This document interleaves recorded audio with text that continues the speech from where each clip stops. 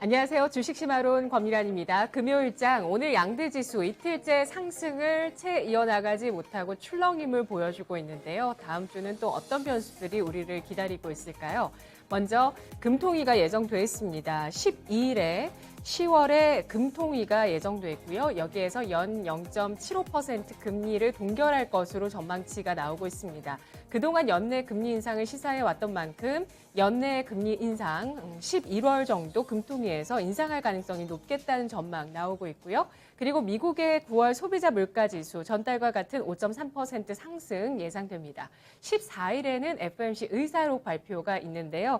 시장 환경이 빠르게 악화된 가운데 지수는 이 같은 부담과 또 밸류에이션 하락을 겪으면서 그동안 하락세를 이어왔었고요.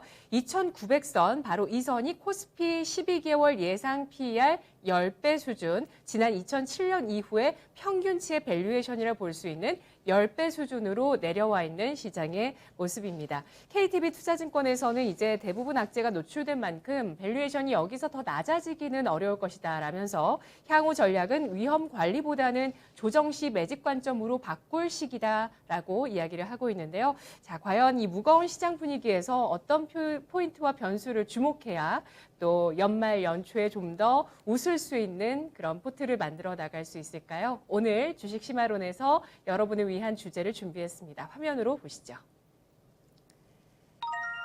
주식시마론 첫 번째 주제, 국가 위기 모면한 미국, 그 외 글로벌 변동성 요인은? 네, 오늘 시장 전반을 또 한번 쭉 살펴보고 또 이번 주 주식시장을 정리해 드리겠습니다. 토마토 투자클럽 최태규 전문가 함께하겠습니다. 어서 오십시오. 네, 반갑습니다. 네, 저희 격주로 전문가님 뵙고 있는데요. 지지난주에 그때도 뭐 글로벌 여러 변수들을 쭉 짚어주시면서 미국의 부채 한도 우려가 가장 변동성을 크게 높일 수 있는 요인이라고 짚어주셨습니다. 이 내용이 그래도 또 다행스럽게도 일단은 일단락되는 네네. 모습을 보여주는데 일단은 디폴트 위기는 모면했고요. 상원에서 부채 한도에 대해서 일시 연장을 했는데 그래도 또 12월에는 이 내용들을 또 다시 한번 확인해 봐야 되지 않을까 싶어요. 상황 알아볼까요? 네, 그렇죠. 네, 일단 뭐 부채 한도로 인해 가지고 10월 달은 이 문제로 문제가 될 가능성은 없어요. 오히려 11월 달에 살짝 부각되고 또 자연스럽게 해결될 수밖에 없는 게 이 부채 한도 문제다 이렇게 좀 보면 될 것 같습니다. 이 부채 한도에 대해서는 제가 그런 말들을 좀 해드린 적이 있어요. 자, 이 달러 아주 기축 통화라고 지 마음대로 뿌려대 놓고 그거 뿌린 거에 의해서 어찌 보면 주변 국가들이 피해를 보는 거거든요. 그래놓고 자기들이 한도 정해놓은 이 부분 그냥 해결되면 그냥 돈잔치 지들이 해놓고 우리한테 이제 피해 주는 거니까 우리도 이렇게 고통받고 있어. 우리 공화당, 민주당 이 부채로 인해 가지고 우리 미국도 고생한다라는 걸 보여주기 위해서라도 아마 이렇게 질질질질 끌고 가고 있지 않나 이렇게 좀 보여집니다. 자, 일단 이 부채 한도 7월 말까지 이 상한선 설정해 놨고요. 이게 일단 유보되다가 후속 법안 이러한 것들이 실패하다 보니까 8월 이후부터는 특별히 이제는 비상수단에 의해서 재원을 마련해 갔는데 이게 이제 10월 18일 정도면 이제 고갈돼요.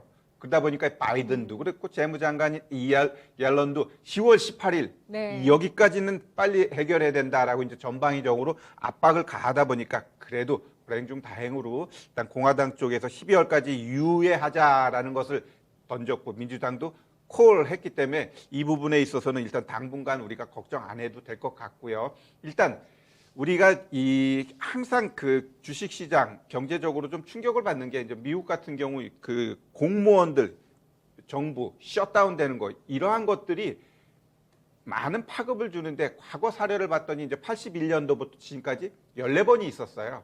그리고 보통 일주일 정도면 다 해결되더라.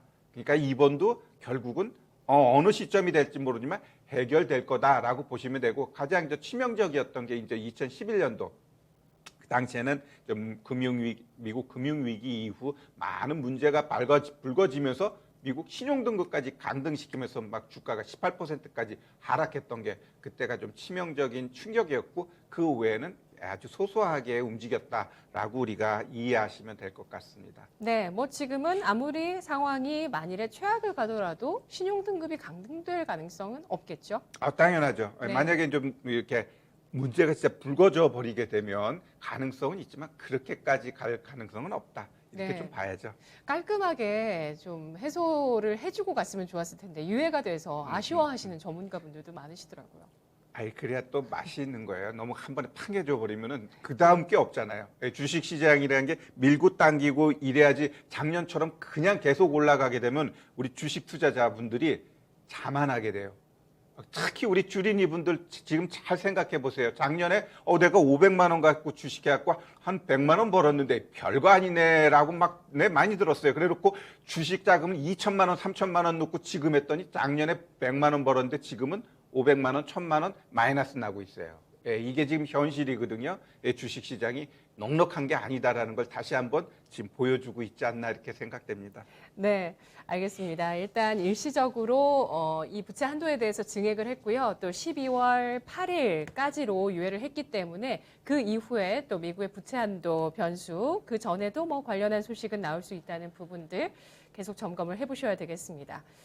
그리고 뭐 또 시장의 여러 부담 요인 가운데 올 한 해를 좌지우지했던 게 바로 인플레이션이 아닐까 싶은데요. IMF에서 지난 6일에 세계 경제 전망 보고서를 내놨습니다. 여기에서 인플레이션 공포라는 챕터를 따로 만들어서 여기서 물가 전망을 좀 내놓았는데요. 선진국 같은 경우에 그리고 신흥국 같은 경우에 수치는 좀 다르겠지만 그래도 올 가을에 정점을 찍고 그리고 내년 정도 되면은 그냥 평상 수준으로 선진국은 상반기 2%, 그리고 신흥국은 내년 상반기 4% 수준으로 둔화될 것이다. 이렇게 전망을 했습니다. 더불어서 경제 자체도 내년에 팬데믹 이전 수준으로 회복세를 계속 이어갈 것이다. 이렇게 전망을 했는데요. 그래도 인플레이션에 대해서 계속 좀 지켜봐야 된다. 이런 입장도 있었어요. 인플레이션의 속도에 대해서 어떻게 판단하십니까? 네, 지금 좀 급한 이유가 이제 몇 가지 있어요. 자, 우리 이제 파월 같은 경우는 그 전에 뭐라 그랬네? 이거 일시적이야. 라고 했을 때 제가 착한 거짓말이다. 어쩔 수 없이 시장에 충격을 완화시키기 위해 일단 거짓말을 하고 있는 거예요. 인플레이션은 진행 중이었지만 파월 입장에선 지금 이러한 인플레이션은 일시적이야라고 했다가 이제 지금에 와서 뭐라 그래요? 좀 오래 갈 수 있을 것 같아. 이제 어느 정도 이제 시장에서 이제 인플레이션에 대해서 우리 말로 이제 마사지 좀 해주면서 막 네. 문제가 될 것 같으면 도닥도닥 해줬단 말이에요. 그 톤 변화 있은 이후에 파월이 또 발언했는데 또 다시 일시적이다. 이렇게 발언한 거 아세요? 그 왜 그러냐면 또 시장이 또 충격으로 오니까. 예. 그거를 줬다 안 줬다 이제 줬다 안 줬다 이걸 반복하게 돼 있어요. 네.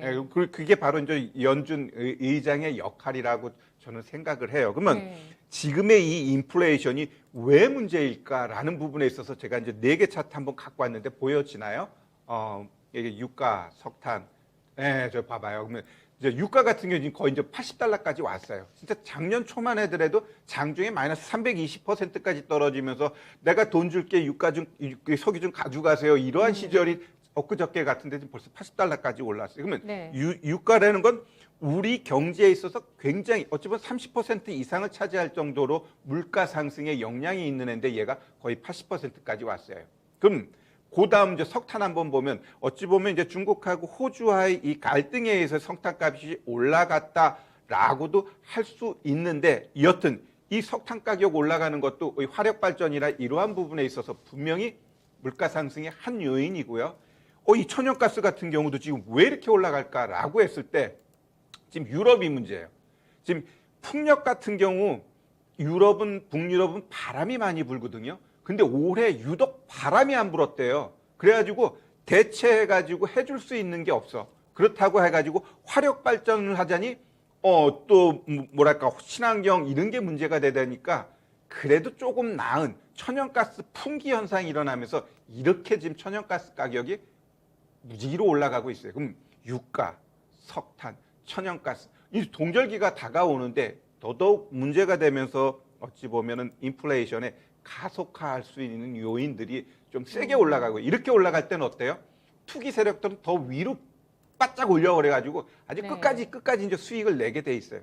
그 다음에 이제 뭐 털 때 털더라도 일단 지금은 상방으로 방향이 잡혀져 있다라고 보시면 되고요. 이 코튼 면 같은 경우도 그래요. 우리 의류 쪽 이렇게 가파르게 올라가는 거 보면 결국 우리가 말하는 인플레이션, 물가 이것은 계속적으로 올라갈 수밖에 없다라는 게 지금 저희 생각입니다. 네, 신재생 에너지 전환 과정에서 이 전환 과정에서 에너지 전력 쪽에 대한 공급이 좀 일시적인 어떤 병목 현상을 보이게 되면서 에너지 가격이 이렇게 또 급등세를 연출합니다. 이렇게 하반기에 인플레이션은 에너지 가격이 주도를 하고 있고요. 면화 가격까지 급등세를 보여주고 있는데요.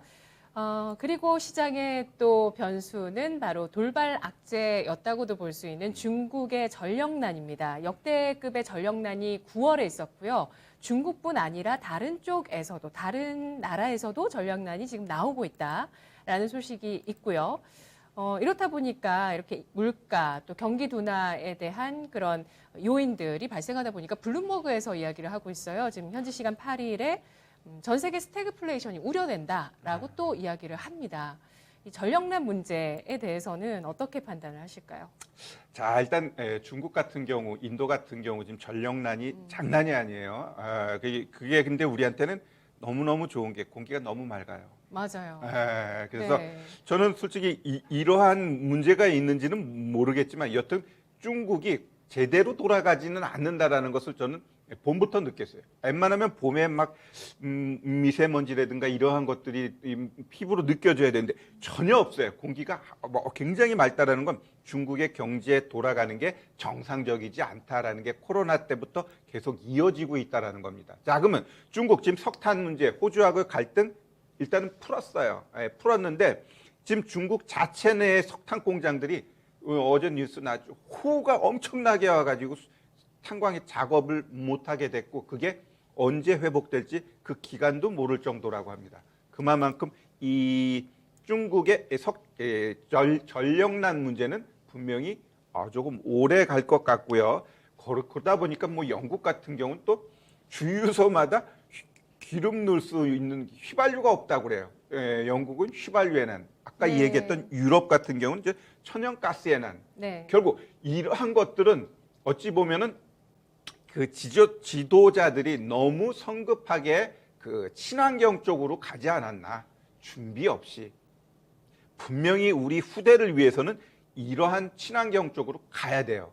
가야 되고 이러한 아픔은 반드시 이겨내야 되는데 여튼 그 화력 쪽을 없애는 거는 맞아요. 워낙 매연이라든가 이런 게 많기 때문에. 근데 이 원전 쪽, 이 원전 같은 경우는 유럽 쪽에서 일단 하는 데도 있고 안 하는 데도 있는데 이 원전 이것을 완벽하게 제거한 다음에 이 친환경 쪽 풍력, 그다음에 태양광, 지력, 바이오 뭐 이러한 것들이 기본적으로 전력을 공급해 주는 건데 솔직히 태양광 같은 경우 계속 비 오고 흐리면 어떻게 돼요?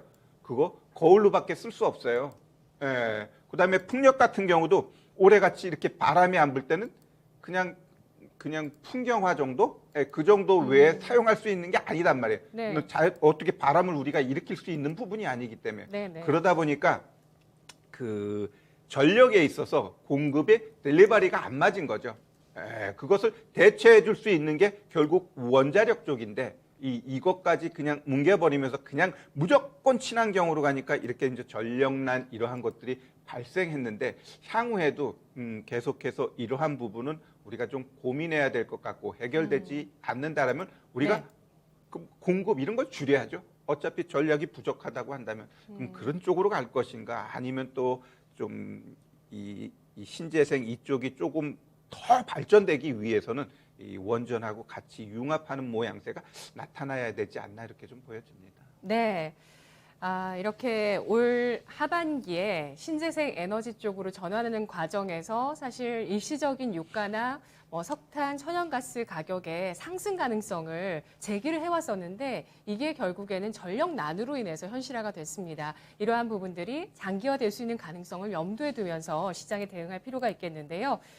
그 다음은 비트코인에 대한 이야기 해보겠습니다. 네, 비트코인 아마 투자하시는 분들은 이번 주 시장, 주식 시장은 이렇지만 뭐 비트코인 투자하신 분들은 수익을 좀 많이 보셨을 것 같아요. 그리고 파월 연준 의장이 물가뿐만 아니라 비트코인에 대해서도 톤 변화를 주는 발언을 했습니다. 비트코인이 엊그제 우리 수요일에 급락장이었을 때 이때 우리나라에서 4대 가상화폐 거래소에서 코스피보다 거래 대금이 앞서 나갔습니다. 그러면서 또 급등하는 모습을 보여주고 여러 가지 상승하는 이유들은 있어요. 증시 영향력 어떻게 판단하시나요? 자, 일단 비트코인 이쪽에 막 가게 되면 한때 우리 주식시장이 조금 수그러진 적이 있어요. 결국 거래 대금이 그닥 말은 뭐 유동성 시장이라지만 많이 침체돼 있어요. 그러다 보니까 비트코인 파월까지 이야기해 주니까 어때요? 그쪽으로 좀 자금이 쏠려. 그러면서 주식 시장이 조금은 약한 모습, 그러한 부분이 조금 있다라고 보시면 되는데, 자, 우리 비트코인 왜 이렇게 올라갔을까?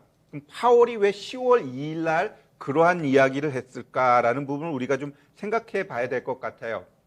자, 그러기 위해서는 이제 우리 중국 내 현황들을 좀 봐야 되는데, 지금 시진핑이 장기 집권을 위해 가지고 지금 많은 정적들을 전방위적으로 압박하고 있죠. 걔네는 일단 파벌이 3개가 있어요. 공청당, 그다음에 상하이방, 그다음에 우리 이 시진핑이 말하는 이쪽이 있는데, 이 공청당 같은 경우는 이 후진타오 쪽이고 이 상하이방은 짱쩌민이에요. 지금 많은 그 재계라든가 엔터라든가 미디어 쪽 관련 기업들을 다 제거하는데 보면 다 이 공청당하고 상하이방 이쪽에 있는 기업들을 다 제거하고 있어요.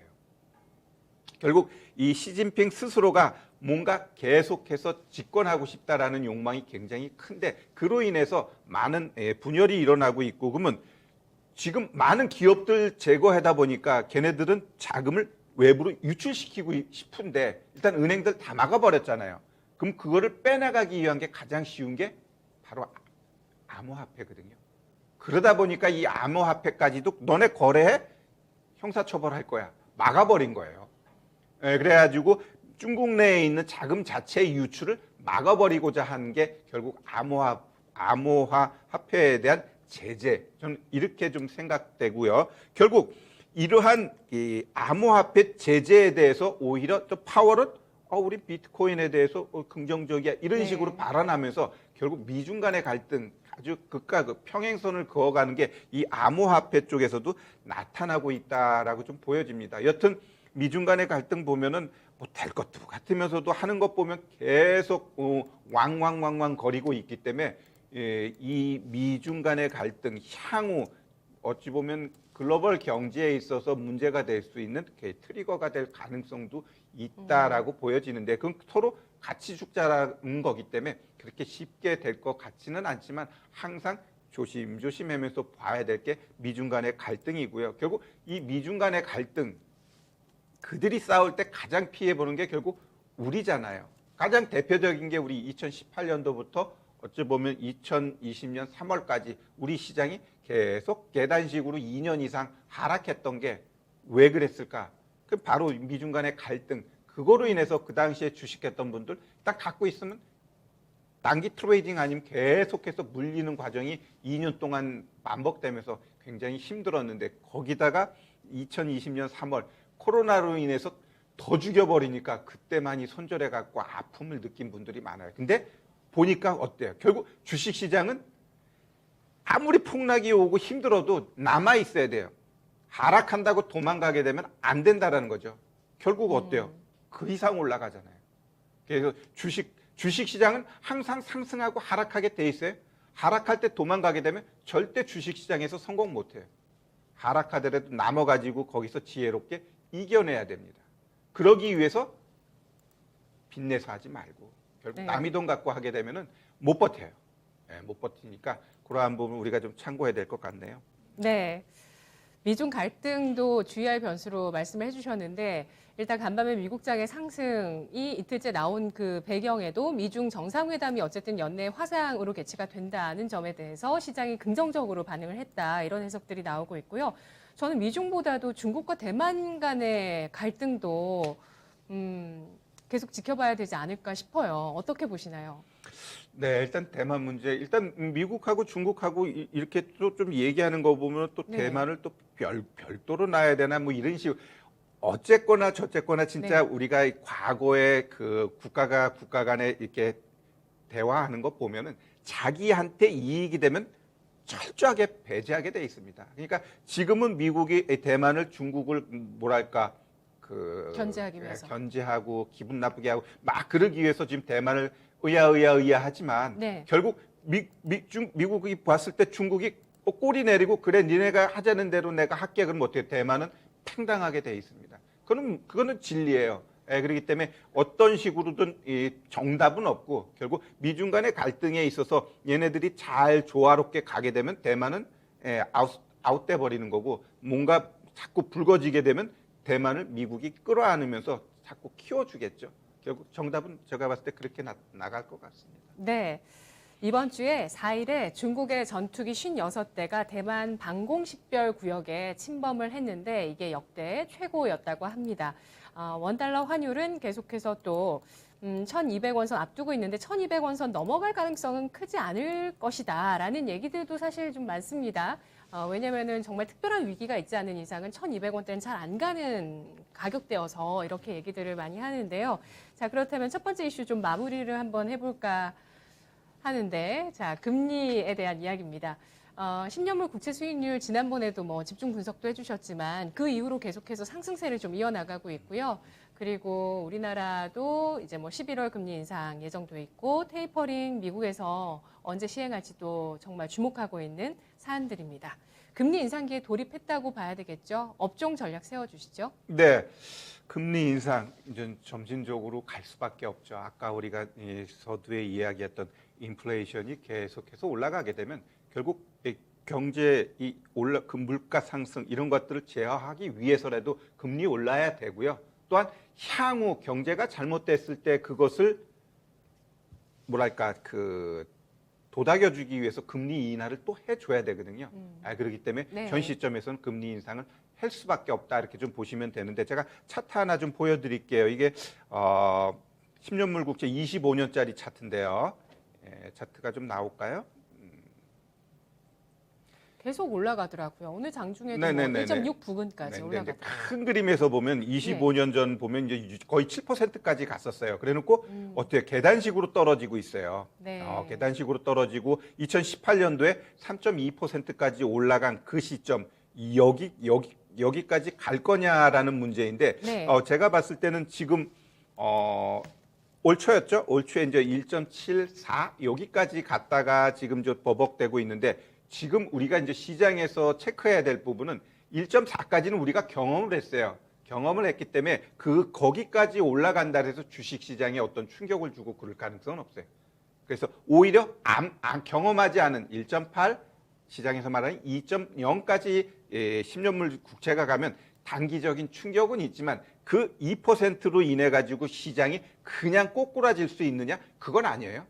우리가 2018년도에 3% 이상의 채권 금리도 경험을 했고 그 당시에 시장 굉장히 좋았어요. 좋았는데 우리나라 같은 경우는 트럼프가 미중 갈등 이걸 일으키면서 시장이 꼬꾸라진 거거든요.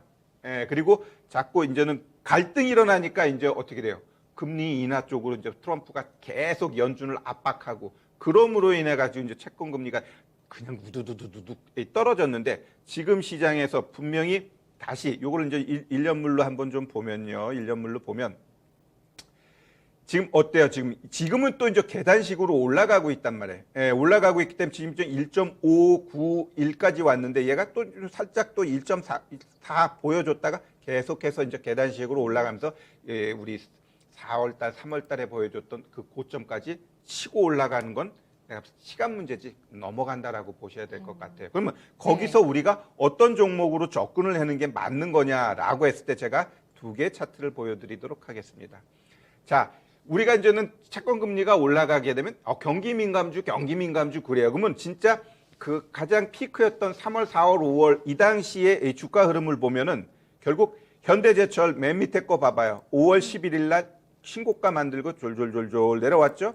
또 조선주 하면 또 현대미포조선도 5월 11일 날 97,100원 만들고 어떻게 줄줄줄줄 내려갑니다. 그다음에 또 시멘트 하면은 얘는 또 6월 달에 13,950 고점 만들고 줄줄줄줄. 그다음에 건설주 얘는 조금 늦게까지 갔어요. 7월 달까지 갔습니다. 이게 결국은 5월 달 정점 찍은 이 10년물 국채 이거의 흐름에 따라서 경기 민감주들이 주도했다라는 걸 알아요. 그러면 성장주들 흐름 차트 한번 또 이렇게 딱 보면 결국 이 얘네들은 어때요? 이 맛이 갔어. 자, 맨 밑에 거 봐봐요. 요새 가장 핫한 내주전자재료 연초에 어때? 빡빡 기다가 결국 이 이제는 이 막판에 와가지고 어쨌든 7월 달부터 얘네들도 움직였어요. 근데 여기 워낙 이제 8월, 9월에 이제 강하게 올라가니까 이제 더 커 보이는데 결국 이 시점 그러니까 7월 이후, 7월, 6월, 7월 이 이후에 보면은 이 경기 민감주를 대신해서 뭐 LNF, 뭐 EM텍 같은 게 기술주로서 아주 굉장히 차별화된 종목이에요. 아니면 네이버, 카카오 이런 애들이 결국 6월 말, 6월 중순 이때부터는 경기 민감주를 대신해서 이들이 올라갔어요. 그러면 얘네들 가면은 또 안 가느냐? 지금 시장은 어중간한 자리니까 꼭 경기 민감주가 쭉 간다? 아니면 민감주가 안 간 그런 시장은 아니에요. 그래서 꼭 성장주 갖고 있으니까 무조건 버려야 돼. 그건 또 아니에요. 그러면 경기 민감주 갖고 있으면 계속해서 아니에요. 종목별로 좀 차별화돼서 가기 때문에 우리가 조금 종목 찾는데 노력하고 또 이전과 다르게 종목들의 상승이 늦어져요. 그러니까 좀 시간적 여유를 가지고 수익을 내고자 하는 그러한 마음의 여유가 필요하다. 이렇게 좀 말씀드리고 싶습니다. 네. 미국의 테이퍼링이 11월 정도로 시작될 것으로 예상치가 나오고 있는데요. 이게 과연 시장에 영향을 한 차례 더 줄지 여부에 대해서도 우리 시청자분들이 관심이 많으신 것 같아요. 10년물 국채 수익률 같은 경우는 지금 전문가님께서는 이제 연고점을 넘어설 가능성이 높다, 상승 추세로 갈 것이다 이렇게 예상을 해주셨잖아요. 11월 테이퍼링과 함께 또 10년물 국채 수익률이 상승을 쭉 고점을 넘기면서 해주면서 주식시장, 우리 시장이 좀 더 조정을 받을 가능성도 있다고 보시나요? 테이퍼링이요? 예. 네, 그러면 우리 테이퍼링 했을 때 한번 볼게요. 이 차트 보면요. 이게 우리 거래소 주봉 차트인데 그 2013년도 그 5월 달에 테이퍼링 처음 벤 버넌키가 얘기하면서 뚝 떨어졌어요. 뚝 떨어졌어, 여기.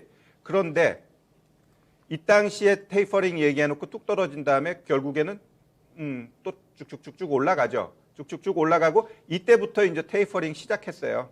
테이퍼링 시작하고 뭐 살짝 내려갑니다. 결국 내려가지만 이 내려가는 건 그 이상 치고 올라간다는 걸 알 수 있어요. 테이퍼링 네. 하게 되면. 네. 그래 놓고 금리 인상은 여기서부터 했거든요. 여기서. 그렇기 때문에 이 테이퍼링으로 인해 가지고 시장이 하락한다. 그건 오히려 매수기예요. 보통 일주일 하락해 그러면 2주면 회복되는 게 그게 보였어요. 그리고 한 달 하락해 2개월이면 다시 지수상으로 커버가 돼요. 그 대표적인 게 또 우리 과거에 보면은 미국의 금융 위기 때 좀 보시면은 1년 동안 하락했어요. 1년 동안 하락하니까 그걸 커버해 준 게 2008년도 여기 있죠. 여기 보시면 얘가 1년 동안 하락했잖아요. 그 2년 가면 이걸 다 커버해 준다라는 겁니다. 여기 보면 이 고점을 얘가 1년 조금 더 하락하고 2년 동안 올라가면서 이걸 다 회복해 줘요. 즉 1년 하락해 2년만 갖고 있으면 된다라는 거죠. 한 달 하락해 2개월만 갖고 있으면 회복해. 이게 이 그동안에 우리가 반복됐던 경험에서 올 수 있는 그 지수이기 때문에 지금 앞으로도 똑같아요. 어차피 주식은 인간이 하는 거기 때문에 그 심리 게임에 있어서 흐름 보면은 결국 하락하게 되면 또 상승 쪽으로 나타나니까 항상 얘기하지만 하락할 때 도망가지 말고요. 빚내서 하지 말고 그러면 결국엔 이긴다. 왜? 잘 생각해 보시면 그 얘기를 많이 해드린 게, 자, 대한민국 계속 성장하지요? 성장하면은 어때요? 경제 성장하지요? 경제 성장하면 주식시장 성장합니다. 그 안에 있는 기업들도 상패만 안 당하면 계속해서 올라가게 돼 있어요. 그러면 결국 조정한 그 자리에서 내가 이 바닥인가 아닌가 그거는 솔직히 알 수는 없지만 결국 내가 빚내지 않고 갖고 있으면 수익으로 연결된다. 그리고 그걸 내가 한쪽에 몰빵해버리면 걔가 순환하면서 갈 때 남들은 이렇게 여러 개 포트 갖고 있으면 얘는 한 달 만에 회복됐는데 그냥 하나 갖고 하나만 몰빵하면 어떻게 돼? 남들 다 돈 다음에 1년 있다가 오면은 그때 가면 힘들잖아요. 그러니까 포트폴리오도 다양하게 하는 게 중요하다. 이렇게 좀 말씀드립니다. 네. 알겠습니다. 지금이 저점을 확인했는지 저점인지는 알 수 없다는 게 그게 뭐 진리긴 하죠. 하지만 또 이 시간을 통해서 최태규 전문가님께서 여러 차트들을 분석을 계속 해주시잖아요. 그때 예전에 지수 전망할 때 그 하락 가능성 어디까지 열어두시는지 말씀을 직접적으로 수치를 안 해주시고 그냥 내용만 주신 적이 있는데 제가 그걸 계산했을 때 방송 당시에 와 이거는 말씀을 못 드리겠어요. 시청자분들이 충격받으실 것 같아서 그게 2,850이었거든요. 그 전까지 일단 갔다가 지금 좀 회복세를 보이면서 2,950입니다. 더 단도직입적으로 근데 이 지분을 할 수밖에 없을 것 같아요. 추가 하락 가능성은 아직도 그래도 열어두시나요? 제가 봤을 때는 네. 단기 저점은 나왔다라고 봐요. 그러면은 네. 향후 이제 다음 주부터 시장 흐름에 있어서 뭔가 새로운 돌발 악재가 있느냐. 자, 그러면 우리가 이제 크게 이제 악재는 미국 쪽, 중국 쪽에서 찾아봐야 돼요. 그러면 미국 쪽에서 일단 부채 한도는 넘어갔어요. 네. 그러면 이제 이 부양안 같은 경우는 어찌 보면 긍정적인 측면이거든요. 바이든도 내려놨어요. 1조 2천억 달러 인프라 투자, 이건 콜. 그다음에 3조 5천억 달러 예 부분에 있어서는 1조 9천억에서 2조 3천억까지 내가 양보할게. 이거 좀 해줘라고 했기 때문에 굉장히 많은 금액을 줄여놨기 때문에 이 부양안 같은 경우도 내가 봤을 땐 의회 통과 가능성이 높다라고 봐요. 그러면 결국 부양안 1조 2천억에다가 미니멈 1조 9천억까지 하게 되면 거의 3조 달러라는 금액. 그러면 우리 돈으로 말하면 계산이 잘 안 되는데 3천억조? 뭐 3천조? 여튼 계산이 안 되는 그러한 금액이 이제 또 시장에 풀리게 돼 있어요. 네. 또 이제 그 풀리는 그것의 심과 또 이제 법인세 인상, 많은 이 세금 인상 이러한 네. 것들이 충돌을 하게 돼 있어요. 충돌. 그렇기 때문에 시장이 무조건적으로 올라간다. 그것도 쉽지는 않지만 또 무조건적으로 내려간다. 그게 아니에요. 그래서 저는 올 초만 하더라도 내년에 한번 좀 조심해야 되지 않을까라는 생각이 들었는데 내가 봐선 내년까지도 올해와 같이 그냥 물에 물 탄 듯 술에 술 탄 듯 네. 그냥 횡보장세가 이어질 수 있기 때문에 올라가면 매도해서 비중 줄이고 내려가면 과감하게 매수해가지고 또 상승을 바라보는 그러한 전략이 딱 맞는 그러한 시장으로 좀 예상하고 있습니다. 알겠습니다. 박스권이 좀 길게 갈 수도 있다고 보시기 때문에 그런 시장 전망 때문에 좀 더 비투하지 말고 잘 또 버티면 또 수익으로 넘어갈 수 있는 가능성들이 있다는 부분을 오늘 많이 강조를 해주시는 것 같습니다. 자, 그러면 시장의 의견은 굉장히 요즘처럼 이렇게 다각도로 갈릴 수가 있을까 싶을 정도로 요즘 많은 얘기들이 나오고 있고요. 또 오늘 보시면은 블룸버그에서 중국발 스태그플레이션 우려를 제기를 했고 또 스티븐 무누신 재무장관이 또 이런 재정부양책 이게 좀 더 앞으로 이렇게 확대되면 우려되는 게 미국 국채 수익률이 3.5%까지 갈 수 있다. 스티븐 무누신 전 재무장관이 이렇게까지 또 경고를 했습니다. 자, 이렇게 어두운 분위기에서 또 어떤 전략이 필요할지 두 번째 주제로 넘어가 보죠. 두 번째 주제, 경기 민감주 하반기 전망과 주목할 업종은 아까 10년물 국채 수익률을 보여주시면서 그때 10년물 국채 수익률이 올라갔을 때 경기 민감주가 올라갔었다라는 그 시장 복귀를 해주셨습니다. 일명 리플레이션 트레이드라고 하잖아요, 그걸. 맞죠, 전문가님? 네, 요새 또 이제 리플레이션이라는 단어까지 이제 나오는데 자, 요거 이제 우리 한번 좀 볼까요, 그러면? 네. 먼저 이제 디플레이션, 인플레이션, 그다음에 디플레이션 이렇게 나옵니다. 그러면 디플레이션이란 뭘까? 물가가 하락하고 경제가 위축되면서 전체적으로 침체 상태에 있는 걸 우리 이제 디플레이션이라고 그래요. 반대는 인플레이션, 막 통화량이 늘어나고 한마디로 돈 가치가 없는 거예요. 그러다 보니까 뭐 원자재 올라, 부동산 올라, 증시 올라 다 올라가요. 월급만 안 올라. 애들 성적하고 다 올라가요. 다 올라갑니다. 그러면 이 리플레이션은 뭐냐? 그 중간 단계. 그 중간 단계라고 보시면 될 것 같아서 디플레이션에서 벗어나 가지고 일단 하이 인플레이션, 아주 심각한 인플레이션으로 가기 전 단계. 그 정도의 상태를 우리가 리플레이션이다. 이렇게 좀 우리가 이해하시면 될 것 같아요. 그러면 이 하이 인플레이션, 지금이 하이 인플레이션 상태냐라고 했을 땐 그건 아니에요. 왜? 일단 원자재 쪽에서도 굉장히 차별화가 나타납니다. 아까 봤던 석유, 석탄, 천연가스, 면 이런 애들은 고공행진하는데 이 철강은 또 그렇지 않아요. 하락하고 있어요. 그다음에 목재 가격도 하락하고 있어요. 이렇게 이 원자재 가격도 상반되게 나타난다라는 거죠. 그리고 경기의 바로미터 하면 우리 항상 뭘 보죠? 구리를 봅니다. 네. 그럼 구리 같은 경우도 그게 올라가느냐라고 했을 때 절대 올라가지 않아요. 구리 차트도 제가 한번 좀 보도록 할게요. 우리 상품 차트 들어가 보면 구리 쪽에서 한번 보면 상반기에는 뭐 구리나 뭐 철광석 이런 쪽이 좋았고요. 뭐 골판지 모든 가격들이 다 올랐었는데 구리 한번 보죠. 네. 일단 먼저 그 쿠퍼 여기 보면은 봐봐요. 이 차트 보면 그 3월 달에 고점 만들어 놓고 이에 보면 계단식으로 떨어지는데 또 그렇다고 떨어지지는 않지만 그냥 횡보하고 있는 거예요. 왜 횡보할까? 남들은 막 이렇게 올라가는데 왜 나는 이런 모습을 보여줄까라고 했을 때 지금 경기 자체가 그렇게 활발하게 움직이는 상태는 아니다라는 거예요. 그리고 우리 네네. 한번 또 본 김에 이제 철강석 같은 경우도 보면 이 철강이에요. 이렇게 떨어지고 있어요. 예. 그러니까 어떻게 보면 포스코 움직임이 좀 둔하는 건 이거하고도 우리가 또 좀 연동해서 볼 수도 있을 것 같아요. 그래서 우리 이 리플레이션 이러한 상태는 결국 아직 하이 인플레이션으로 가는 상태는 아니기 때문에 지금은 그냥 한번 리인플레이션 이 정도의 단계다라고 시장이 좀 해석하는 것 같습니다.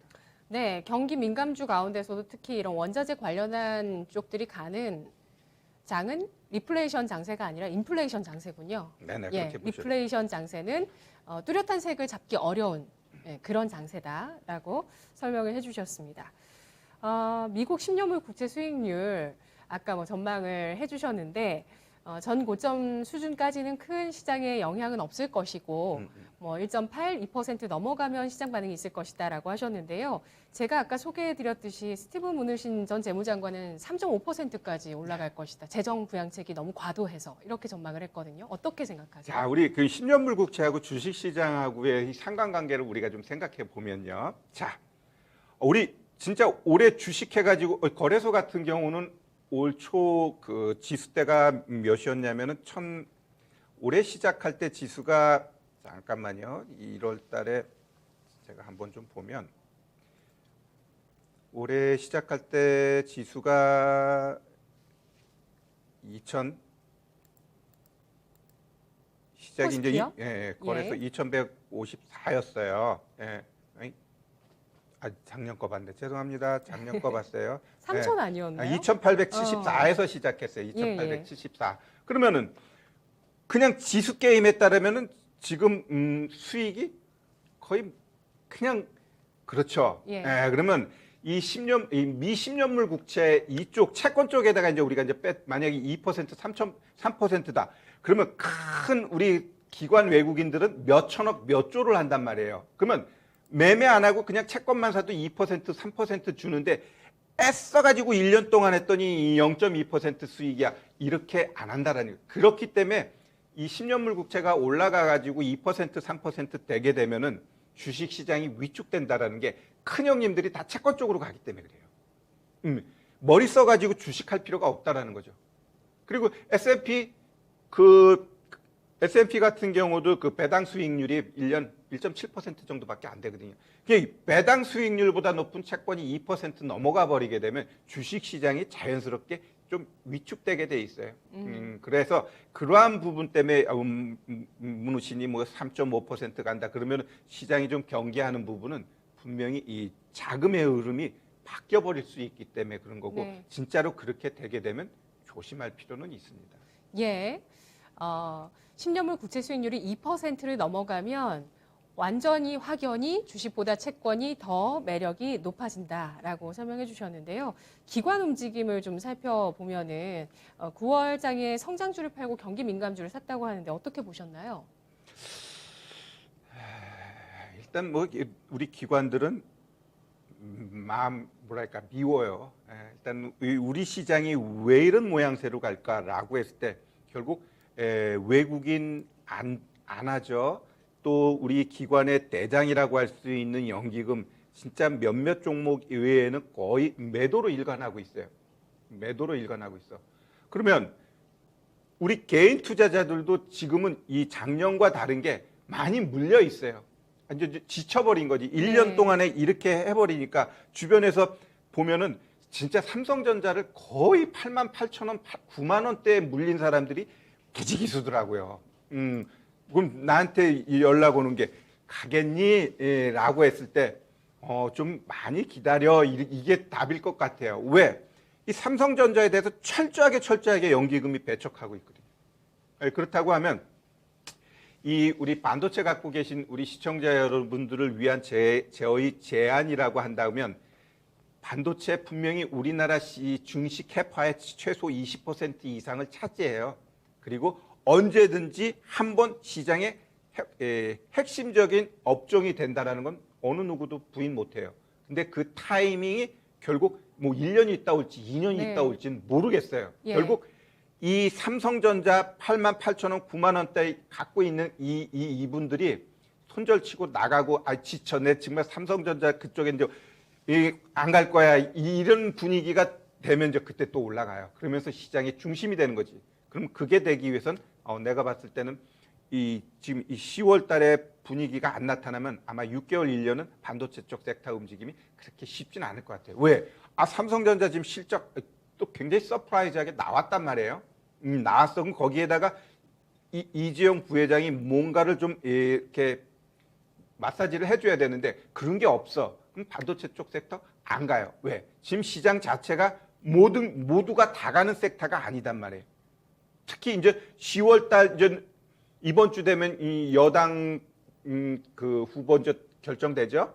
2주, 3주 있으면 야당 후보 결정되죠. 그러면 이제 그 다음부터는 진짜 배기로 이제 대선 관련된 움직임들이 시장을 주도하기 때문에 더더욱 그 뭐랄까 우리가 많이 알고 있는 뭐 반도체, 뭐 제약바이오 이들은 아마 종목별로 움직임은 연출되겠지만 섹터가 움직이기에는 한두 달은 또 쉬어야 될 수 있는 그러한 분위기가 연출될 수 있어요. 그러면 성장주 매도하고 경기 민감주 매수. 그럼 큰 그림에서 보자고요.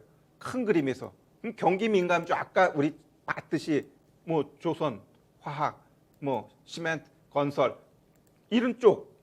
그러면 인프라 투자 쪽에서 봤을 때 그러면 그 큰 손들도 기관 외국인 얘네들 입장에서도 대선이라는 큰 그림을 보면서 그래 어차피 채권금리 올라가겠다 그러면 여기다가 경기 민감주 뭐가 있을까 다 생각하고 있는 거죠. 지금 안 가? 주식이라는 게 뭐 꼭 지금 당장 가야 되는 건 아니에요. 딱 아까도 봤듯이 한 달 하락시키고 그 다음에 올려버리면 돼요. 그 다음에 올려버리면 돼요. 항상 올라갈 때 보면은 차트 만들어 놓고 바로 올라가는 애 있고 차트 딱 만들어 놓고 반 죽여놓고 올라가는 경우도 있어요. 그렇기 때문에 그 종목마다 그 수급 주체가 아주 성질 더러우면 한번 죽였다가 올라가는 거고 그래도 착한 애면은 그냥 만들었다가 그대로 올라가는 경우가 있는데 여튼 그건 종목마다 흐름이 다르기 때문에 그리고 결국 채권금리 올라가는 현 시점에서 경기 민감주 쪽으로 방향 잡아야 된다는 건 흐름상 맞아요.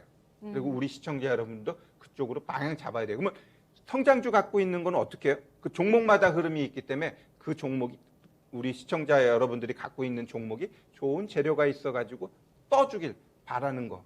일단 이 분위기가 이렇게 잡히면 성장주 쪽은 10개 중에 2-3개가 올라갈 가능성이 있는 거고 또 경기 민감주 중 10개 중에 5-6개가 올라갈 확률이 좀 더 있다. 이렇게 좀 보시면 됩니다. 알겠습니다. 가장 시장의 확실한 변수를 미국 국제 10년물 수익률의 상승으로 보시네요. 그래서 경기 민감주를 봐야 되는 시기가 맞다라고 판단을 해주시는데 주목할 업종을 꼽아보겠습니다. 마지막 질문이네요. 네네네. 주시죠. 자, 연결됩니다. 연결되고요. 결국 이제는 대선 주자들이 딱 나왔을 때 핵심적으로 가야 될 게 지금 우리 국민들한테 지금 가장 그 엉어리진 게 뭐예요? 주택이거든요. 네. 결국 주택 문제 이 부분에 있어서 많은 그 대선 주자들이 공약 내거는 것 보면 대부분 다 그거예요. 그러면 기본적인 주택 거기에다가 결국 우리 저기 나와 있죠. 많은 그 대선 주자들이 다 주택 관련돼서 다 공표한 거예요. 그러면 결국 저거 관련된 종목군들 굉장히 많아요. 굉장히 뭐 건설, 토목 아니면은 뭐 그 주방 쪽, 뭐 인테리어, 뭐 다양하게 있어요. 굉장히 많은 종목이 있기 때문에 거기서 또 종목을 추스려서 잘 잡는 것도 좀 지혜일 것 같아요. 테마가 형성된다고 다 가느냐 할 때 몇몇 개만 주도해서 가고 나머지는 그래도 다른 종목 비에 좀 상대적으로 수익이 나을 수 있다라는 거지. 진짜 그 진흙탕에서 연꽃이 피어나는 건 몇 개만 있어요. 그렇기 때문에 그런 걸 좀 잘 찾아야 될 것 같고요. 결국 SOC 투자 이러한 부분은 공약에 있어서 핵심적인 것이 이번이 될 것 같아요. 그러면 관련돼 가지고 저런 도로공사, 철도공사 중심에 뭐가 있을까? 결국 시멘트, 건설, 기계장비 이쪽이 메인이 될 수밖에 없다라는 게 저의 생각입니다. 네, 알겠습니다. 업종 전략으로 마무리 지어보도록 하겠습니다. 오늘 바로 국민의힘의 본경선 진출자들이 또 나왔는데요. 원희룡, 유승민, 윤석열, 홍준표 후보가 맞붙는다고 합니다. 앞으로 대선이 본격화되고 10년물 국채 수익률의 상승세, 여기에 또 미국의 그동안 지연됐던 인프라 법안 통과까지 더해진다면 이 모든 변수를 합해서 움직일 수 있는 쪽은 시멘트, 기계장비, 그리고 건설 쪽이라는 점 결론 맺어보겠습니다. 분석 잘 들었습니다. 네, 감사합니다. 고맙습니다. 네, 주식심화론 이제 마무리 지을 시간입니다. 지금까지 전해드린 내용 투자 판단에 도움드릴 수 있는 내용들이니까요. 잘 활용해 보시고요. 다만 주가의 상승과 하락을 보장하지는 않습니다. 이제 마감 앞두고 있는데 약보합권의 양대지수 흘러가네요. 시청해 주신 여러분 고맙습니다.